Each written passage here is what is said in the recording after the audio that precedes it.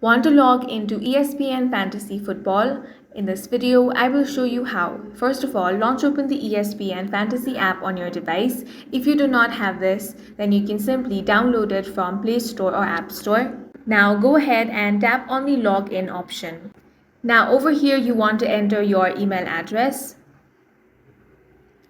Once that is done, tap on the continue option. Now you want to enter your password. After that, tap on the login option.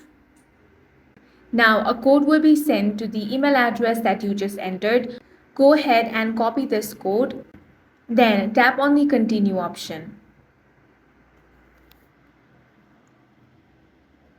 As you can see, you have been successfully logged into your ESPN Fantasy Football account, and that's all for this video. If you found it useful, make sure to hit the like button and subscribe for more videos like this.